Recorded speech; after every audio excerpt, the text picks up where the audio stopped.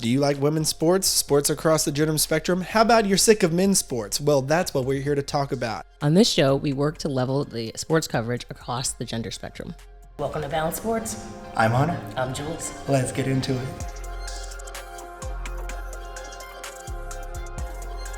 Okay, this week we have a super special guest. It is the commissioner of our fantasy league, Rhian Rogan. Thanks for being on the show today. Rhian Rogan, you said this was Ryan Howard. I'm out of here, man.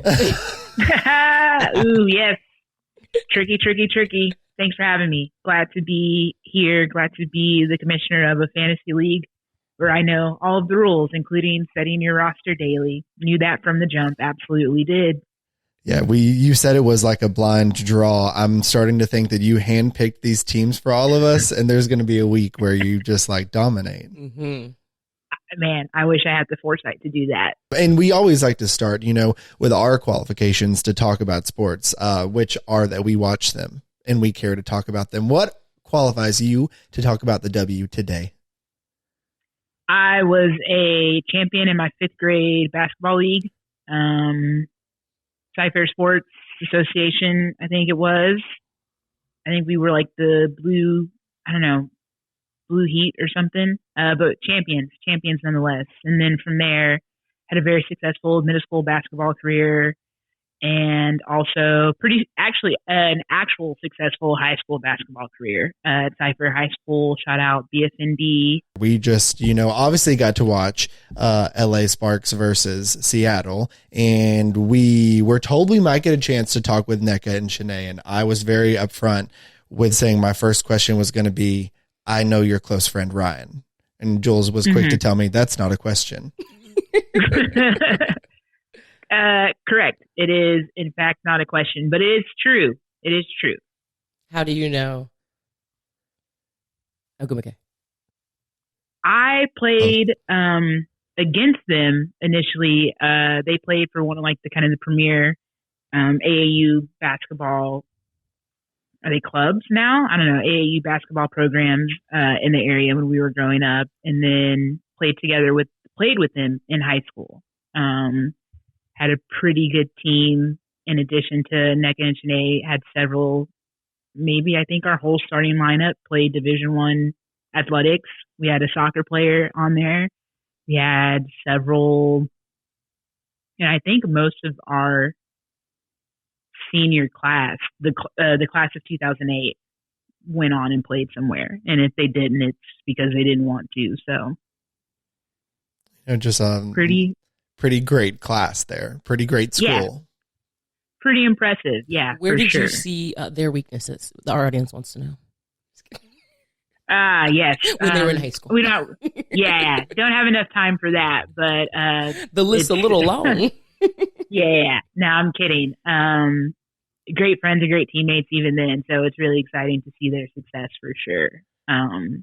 See people with their jerseys, or see people with signs that are really excited to see them and be like, oh, I know them. They're super normal. But it's fun for sure. Have you made it to many Sparks games? This season I have not made it to any games, but when I was living in LA, that was one of the reasons I would leave my house. Concerts, Sparks games, maybe an amusement park here or there. But I loved going to games. It's a really good environment. And if you had told me 15 years ago, 20 years ago, you'd be cheering for the Sparks, I'd be like, absolutely not. Houston Commons fan through and through. That won't be allowed in my house. So now I have several Los Angeles Sparks jerseys in my closet, and they're my WNBA team until the Houston Commons come back. Or I was going to ask if ever one of the Agumakays moved, would you change your alliance? Is your alliance tied solely to the Agumakays being there, or are you an LA stan now? Ooh, good question. I think my alliance is definitely tied to the Agumakays. If they left, it might shift. I'd have to get a new jersey, which would be unfortunate. Unless they went to Dallas or something, and then things might get awkward. So, let's jump into some WNBA talk. Your team is LA. Were you able to watch the Sparks play Seattle on Friday? Or what have you thought about LA so far this season? I'm really excited about LA. It's an insane roster. In what way? As they announced, just the talent, the personalities, that's it. Those two really, the talent and the personality is like you have Liz Cambage, you have Say less. you have NECA, you have Shanae, you have Kennedy Carter, you have Jordan Canada, who maybe before this year like wasn't as well known. I think her star will only continue to rise because she left Seattle where she was a backup, and now she's kind of like a starter. And I don't know how that changes when Chrissy Tolliver comes back, but having her on the floor, seeing what she's been able to do with the team has been really exciting. Brittany Sykes, just a lot of talented players. And I know like their record doesn't maybe reflect like a super good team yet, but it's early going. I think they still have to like figure out their rotations. They have Lexi Brown in there who like went off for a few threes in one of their games. So figuring out the rotations and like how to use all their players effectively, I think will be exciting to see. And I think they'll turn a corner and do pretty well for themselves before the end of the season. Keep hope alive. Keep hope alive. I agree. How many times have you seen Liz Cambage play in person? I know that before you left LA, she was playing elsewhere. So how many times have you got to see Liz play? I don't know if I have, like maybe an all-star game.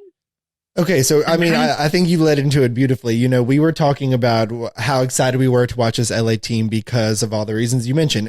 Entertainment level on 12, basketball, we're catching up there. All that to say, Liz Cambage is so fun to watch. I was like, I've seen NECA and Shanae play a couple times. I've seen this LA team. I feel like because coming to visit you or being out in LA, I might have seen them play more than any other team the last couple of years. And Liz changes that entirely. She was, first of all, I mean, she's just very, very, very tall, right? She's just larger than all the other tall people on the floor. But it's so much facial expression. It's like, it's during a game. lot. It's a lot. Even though, like at one point during the Seattle game, there was like blood on the court. She couldn't just be like, "Oh, excuse me." It was like, it's like everything she did was like extra. And watching the game, it was like, "Oh, you are entertaining." I see why. Like, there's another level to this. I feel like most people think, "Oh, professional athletes, you're paid too much," or da da da. It's like their job is also to entertain, and her performance was entertaining. Like, yeah. She also seemed like a really fun teammate. When she would call for the ball, she would give a little smirk sometimes that was just like, what is going on here? Like, yeah, she was fun to watch. No, I believe it. And not to make this all about me, but I'll briefly make it about me. Like for me, growing up, a feedback I got from one of my coaches, like before one of our national tournaments, he's like, you can like express emotion on the court. And I was like, okay, I don't even know what that means. Like, I'm pretty much like at a 7 at all times. This is the best you're going to get. But to your point, I think it's really fun now that players have personalities. Like before it was like they would play. Like everybody was kind of like Kawhi. You didn't really know anything else about them. But for players to have personalities on the court and to be entertaining and be entertained and hopefully be like, as part of that, be a good teammate, I think it's really fun. So I'm excited to hopefully get a chance to see her play in person, whether it's like a road trip to Dallas, or like a trip to LA. I thought her and NECA looked really well alongside each other, just like the high-low pairing of them. NECA is, I feel like you can really see how versatile she is when she has a dominant big alongside her. Kind of like Candace was just like NECA can more freely move around. We were both commenting at the end. We got to ask Sue Bird after the game, what were you thinking when NECA took that game-winning shot? And she was like, I'm thinking, why did we leave her open? It was like NECA was the best person kind of on that team to take that shot. Like if you want anyone for LA taking it, it's going to be her. So it's just been fun. I feel like my other favorite moment of Liz Cambage in that game was she got the ball at the free throw line and Joel Lloyd came up to guard her and she's holding the ball above her head and she like looks down at her kind of like in smiles and in disgust, like cute. And almost like puts the ball over her head and then like passes it. It was like just hilarious. Joel Lloyd runs up to play defense and it's like maybe at her belly button. She's like, this is the mismatch. Yes. Yeah, she's brave, hilarious. Brave. Ryan, who are among some of the most entertaining WNBA players you've seen? Diana Taurasi's up there for sure, just because she's another like super emotional player.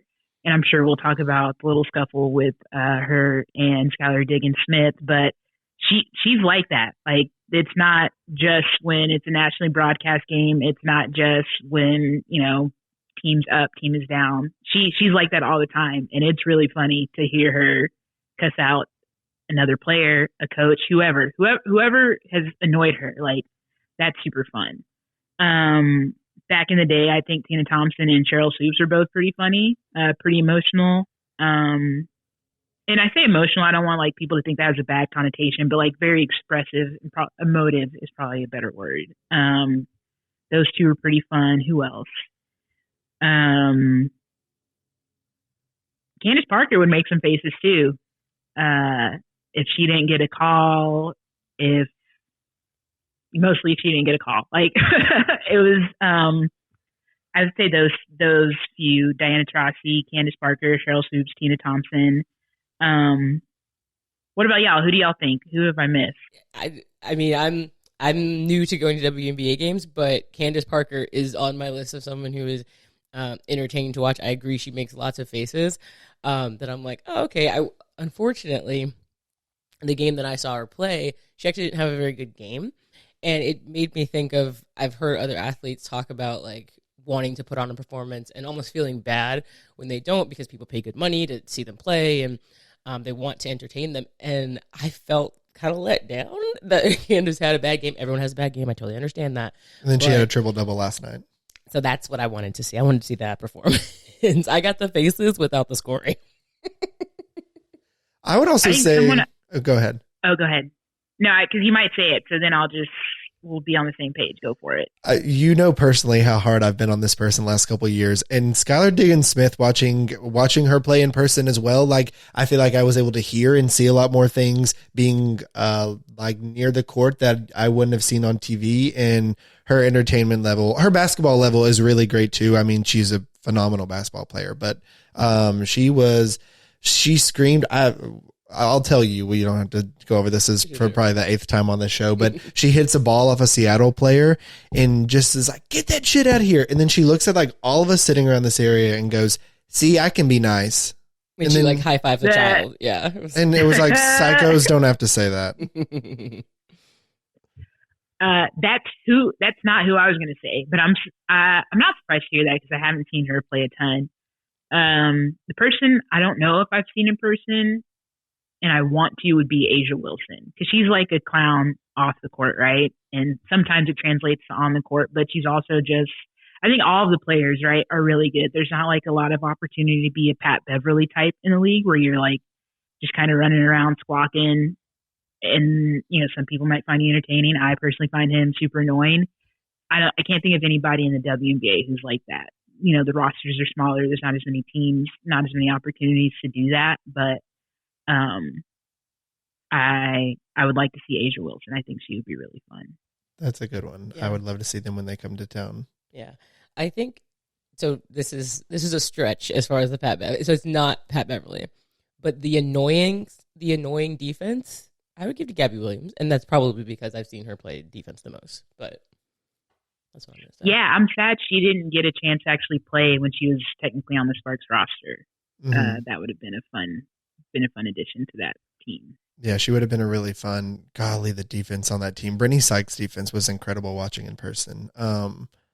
Yeah, that LA team's really entertaining. Let's jump into the games this week. I asked you to pick your 4 games from the weekend. Who did you have winning between the Aces and the Mercury? I think I have the Aces. So that means all 3 of us picked the Aces. Yeah, I picked the Aces because Skylar was out again. Okay, and you got it. Let's talk about this game. The Aces ended up defeating the Mercury 100-80. As you mentioned, Skylar Diggins-Smith was out. They haven't said why. Kelsey Plum had 24 of them things, 5 rebounds, 3 assists. Jackie Young had 20. Diamond Shields led the Mercury with 19. What happened here? Where's Skylar Diggins-Smith, really? Diana said, get her out my face. Listen, one, that tiff that we keep alluding to was amusing. Just like what led to it, like you saw the moment Skylar was like, "Nah, I'm going to say something," and you saw her after. But did we? Have we seen her after? Truly, right? I think the Aces are so fun, and like Bill Laimbeer was at the game. They were like honoring him or celebrating his retirement, and I think he did such a good job putting that organization together before he left. Like you think back to him drafting Jackie Young, he's your number one pick to draft Jackie Young, and him saying she's not going to be rookie of the year. Like that's not her role right now. But to see her 3-4 years in the league, 20 points a game, being a huge difference maker on that team is really fun. Kelsey Plum, who she was drafted by the San Antonio Stars and the team was still in San Antonio and like, again, didn't shine like as compared to her star in college coming out of the University of Washington, getting to San Antonio wasn't super exciting, but putting those pieces together, allowing them to develop within his system, adding Chelsea Gray, adding Asia Wilson, Raquina Williams, who didn't play, like that team. I hope Becky Hammond can get them over the hump. I think that's another team that kind of like would run out of gas or just run out of the experience, kind of the experience points almost, deep in the playoffs. So I'm excited to continue to watch them throughout the season. I would agree. I think that's a really good point on how like Bill built around the team. I feel like in the last couple of years, what's happened is that team relies so much on Asia during the regular season that then in the playoffs, they've gotten into these binds where their guards need to, the guards need to step up to make these plays. And I think they're just so accustomed to it being the Asia Wilson show. So I'm really excited this year that it feels like Asia is not the third best person on this team. That's not what I'm saying. But when you look at these stats on a night-to-night basis, it seems like Jackie and Kelsey are going off, and then Asia's still getting hers. It just looks different. So I'm like, if this is a three-headed monster the way it's going to look, I feel like the playoffs for them are going to be really exciting now that Kelsey and Jackie are just like offensive juggernauts every single night. Yeah, Vegas is really figuring it out, and I'm excited for them, and I think they're going to make a good run here at the championship. We also had the Dallas Wings facing the Minnesota Lynx. Who did you have in this one, Jewelz? I think I picked Minnesota. I think so too. I had Dallas. Ryan, who did you have? I did have Dallas. Cool. So everyone knew but me. Awesome. Everyone knew but you that Minnesota is ass? You ain't gotta be like that. You ain't gotta. Whoa. I like I told Hunter, I just don't know who's on the Minnesota roster anymore. Like Sylvia Fowles in the Dreamettes. Like it's going to be a long final season for her. Sylvia Fowles and the people Cheryl Reeves is putting up with this week. Yes, honestly. It's challenging. And if I was Sylvia, I would be texting Maya more every day. You want to run this back just for like half a season? Just telling her you can do both. You can be an activist and a basketball star. How's married life? Did you know that he can sit in the stands? Does your husband want to like help shoot arounds at all? I don't know. Yeah, you could be a rebounder, whatever. But yeah, I picked Dallas for basically because like Minnesota's a mess. And not like a dig at Dallas. I don't know a ton about their team because I can't watch their games in Houston because of blackouts on League Pass. Excuse me? Please you live in that. Houston and you're blacked out Dallas games. Yeah. Wow, that's absurd. Region, I suppose. Yeah. That's frustrating. That's annoying, but. What an app, that WNBA League Pass app. Maybe if it's an NFT, somebody will fix it. I don't know what that sentence means, but if they could fund that app through crypto, the league will start caring about it. Yeah. If NFTs are the solution, I think is what Twitter says. Exactly. In that game, Marina Mabrey had 22, Ogunbowale had 20. What do you like about the I like seeing these two on the same team. I'm with you in Dallas. I'm like, oh, what's happening over here? Charlie Collier was their top pick last year, along with, I'm going to say her last name is Kuwait. And I don't feel like they're even getting that much playing time. They've brought in Tierra McGowan. They have Satu Sabali, who's coming back. I just look at this team and I'm like, what are we doing, girlies? This is a rant. I'm so happy Tierra McGowan got to Dallas and got out of Indiana, which is a dumpster fire. And honestly, if I was a WNBA player drafted by Indiana in the last 4 years, I would sue because they messed up so many people's careers. Like Kiera had been drafted or been able to play like under Bill Laimbeer or somebody with like a little more experience, she'd be a way bigger part of the conversation in the WNBA today. Like, I'm happy she's in Dallas and can develop. Like, you had Lauren Cox. Like, I can't even keep up with the number of first round draft picks that Indiana drafted and has since waived. And whether they're in other teams or whether they're like not, staying on a roster in the league right now. But I truly think that Indiana messed up some people's careers in the last few years. Well, look, we're jumping into Sunday's games now, and the Indiana Fever were beat by the Connecticut Sun. I'm guessing, Ryan, your staunch stance on Indiana that you took Connecticut in this game. No, I don't think I did. I think I went with the Fever because I think they're riding the ship this year. I think they got rid of their... Yeah, tell us more. You were just dragging them through the mud. Continuing the Indiana hate that we have on this and that's show. Why I thought they would win today. It's because it can't stay bad forever.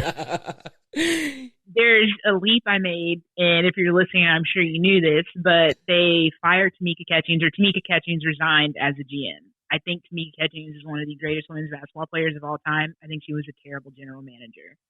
I think getting Lynn Dunn into the general manager position was an excellent move. They had like 20 first round draft picks this year in the 2022 WNBA draft, and Marianne Stanley, like a great coach. So I think they're young. They have so many rookies that get playing time. You have Emily Ingsler, how do you say her last name? Destiny Henderson, Elizabeth Smith, homegirl from Stanford, Hull. Mm-hmm. They're all over the court, all over the stat sheet. So I picked them to win because I think like a switch is going to flip for them at some point this season, and they're going to give people problems. I don't know. And listen, it might not be this season, but I think that's a really solid core of players they have, and as they get more experience, like they're gonna give somebody the business. I have a question here. What do you think makes a good general manager? Because you dragged Catchings. I think I don't know their role in the WNBA in particular. You have a lot of like GM coach hybrids. Derek Fisher. Bill Laimbeer, I think, did it. Cheryl Reeve does it. James Wade. I think James Wade, yeah. And I think I don't know if that's like a cost saving thing, if that's a personnel, like a lack of personnel. They don't think they can get like enough good people in to do both. But I think the skill sets are different for GM and for coaches. And I don't know that Tamika Catchings was ready to make the jump from like retired player straight to GM. Because maybe she didn't understand like the rules. I don't fully understand the rules, but I think like knowing how to kind of get around the limitations of the WNBA is something that a GM needs to know how to do. And I'm not sure that Tamika Catchings knew how to do that as a GM. Obviously she was a great player, but that's my take. It's kind of long-winded and rambling, but. No, I like it. And we've talked at length about this Indiana team as well. But yeah, it seems like a really young team, a good group, a good core group that I agree with what you said. I think in a couple of years will be really exciting to watch once they figure it out in the W. They have a lot of promise. And I don't think they're going to like bump somebody out of the 8th spot like in the last game of the season. That's still my prediction. Oh, you think? That would be so entertaining. I could definitely see that happening. Yeah. They fight really hard. The last game we had, this was such a toss-up for me, but it was the Chicago Sky versus the Washington Mystics. I picked Chicago in this game only because Jewelz picked Washington first, and I needed to get a victory. I went with Chicago just because KLC was back. What does she bring to this team, you think, now that she's back? Chicago's been a little uneven, so like getting that piece back into the puzzle kind of make things go, and like seeing her with Misamin, like where she fits into the puzzle now that you have that addition to the team. So I think it was just fun. Honestly just fun to have her back, right? Like I looked at this game when they got KLC back. They moved Azurá Stevens to the bench, which I find really fascinating. I thought she was super good for them in the finals and in their playoff run last year. And then watching them play versus Seattle here the other day, she's huge. Yeah, I mean, she's a big part of their game. Outside of Liz Cambage, she was the longest one on the court. She is super disruptive on the defensive end. And, like looking at her size, you see Liz Cambage and you're like, okay, she's down low. I feel like Azrae gets the guarding assignment of multiple different players. I find her game fascinating. I feel like bringing someone like that caliber with that size and length and versatility off the bench is incredible for them. And yeah, the addition of Misma, dangerous. The addition of Misma on that team. Not to mention, I don't know. While we're talking about Sky and the Sky and the Mystics, I think these are two of my front runners for the finals. Like, I feel like if we saw these teams in the finals, I'm gonna run the tape back. You have a lot of front runners. You have do I? Because you also think Connecticut Sun is a complete team. They are. Okay. Sky. Who else? At one point, I think you said Washington as well. So that's 3? The Washington two were just saying, yeah, I think it could easily be those 3. And then throw in Vegas. Those 3 are like, I would say those 3 are the top. What about you? Who you got for the top? I don't know. After watching like 2 weeks of games, I feel like none of the teams have reached like their final form yet. Of course. And I think some teams like have a ton of room for growth, like the Sparks, right? Sparks in Indiana, I think, can like level up a lot. Teams like the Storm, the Aces, and the Sun like don't have a ton of room to level up, but they're already really, really good. Mm-hmm. So I don't know. If I had to pick a front runner, like I'll pick my favorite, right? I'd love to see the Sparks like back in playoff form, back making a deep playoff run. The Connecticut Sun, I'm not sure if I'm sold on like Kurt Miller as a coach because just like this, they've had the same team for several years and like haven't been able to get over the hump. This is the roster, the team. Their starting 5 is the starting 5 that beat the Sparks Derek Fisher's first year when he benched everybody, right? That's when everybody was introduced to Courtney Williams. That's when they went to the finals, and it's just kind of like, we're doing this again? Like, to what end? So, if you had to work on a WNBA team, what would be the position that you'd want to hold? Right now, I'd want to do something in marketing, like promoting the league and building partnerships that make sense with the league. Like, I think the NBA just did a deal with Tiffany's or something recently. Like, that seems like a no-brainer to have. If we're going to follow gender stereotypes anyway, women love jewelry. Like, why hasn't there been a partnership with a jewelry brand? Why hasn't there been a partnership with a makeup brand? Why hasn't there been a partnership with professional dress clothes, typically masculine dress clothes, but they're cut for women, right? Like, women can't wear the same dress shirts as men. Like, why aren't those partnerships in place? Instead, we're focusing on like crypto or whatever. So I would just get in and be like, let's partner with all these brands that make sense. Let's partner locally with all the companies that make sense and like that are supporting the WNBA anyway. What position would you hold? Oh gosh, I feel like something similar. Like, just to like, it'd be fun to get some more like information or content out there, like marketing kind of thing. But then, I mean, it sounds really cool to help build a roster. If they call, I mean, I would love to look at my phone and be like, is there anyone out there you think we should pick up? I'd be like, oh my gosh, I'm so glad you asked. Let's call Chicago and see what Kalia's up to next season. So GM for me. Mm-hmm. I'm going to just shoot for the moon. Might as well. Where are you going? I'd be video coordinator. I'd like to get into the X's and O's. I have a previous coach, and breaking down game film is something I think is really interesting. And it's a level of player development, coach, just helping. I'm a helper, and so I think I'd like to do that. Come on, helper. All right, Ryan, I really appreciate this convo. Before you go, we have been really obsessed with the idea of the league expanding. I think I'm going to know one of the cities you would like to expand the league back to, but I would love to hear 2 ideas you have for where you'd like the league to go. And then, if you can think of it on the spot, what are your mascots going to be for this team? Oh, for sure. Of course, Houston Comets, number 1, like, to give me, like, I'm going to play the lottery today to see if I can win enough money to bring them back. The old mascot for the Comets was Haley, after Haley's Comet. Cute, right? So we can keep that. That's fine. Tying in with the Space City theme Houston has. What other city? Maybe something in the Bay Area. I'm thinking I'm thinking that's a good place, but there is also expensive. So,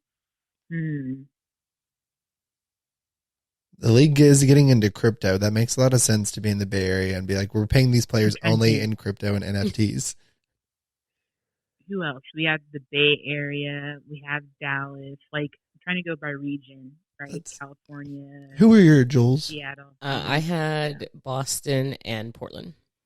I think I went with, because you said Portland, that was really good. I think I said Denver and Portland. You said Portland and Tennessee. Like Nashville, Memphis. The Memphis Mamas. The Memphis Mamas. Ooh, Memphis would be good. Then my brother could sneak into that organization as a coach. I like Denver, though. I think I would prefer Denver to the Bay Area, so I would change my answer. Did y'all remember that there used to be a team in Portland? No, we did not. Today years old.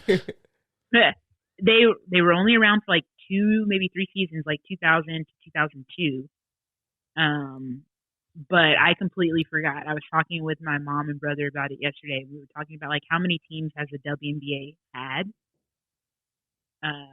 There was a team in Miami that was only around for 2 seasons. There was Orlando. And I kind of remember Orlando because whenever they do Carolyn Peck's like biography on the screen, she was the head coach of the Orlando team, Miracle, for like a hot second. There was like Cleveland Rockers, Charlotte Sting. Like there were a bunch of like, they just popped up where there were already like NBA teams. But they had a Detroit shop too, didn't they? Detroit is technically now Dallas. Oh, okay. Detroit then went to Tulsa and then became Dallas, right? Yeah. And then Utah. Oh, Utah had a team. Utah went to San Antonio, and then now they're in LA. Vegas. Yeah. LA. So Vegas, it's random. It's random. Like this is, I can't even tell you the name of the Portland, like what their mascot was. I'm just calling it the Portland team because I can't remember, but that's a good fit. Yeah, Denver and Houston would be my pick. I don't know. Denver mascot has to be something green. Green? Oh, I was going to go with the Miners. I want someone to be the Miners. The Denver Miners. That's what the Nuggets are. They're, I'm still fighting for Mama Bears. The Denver Mama Bears.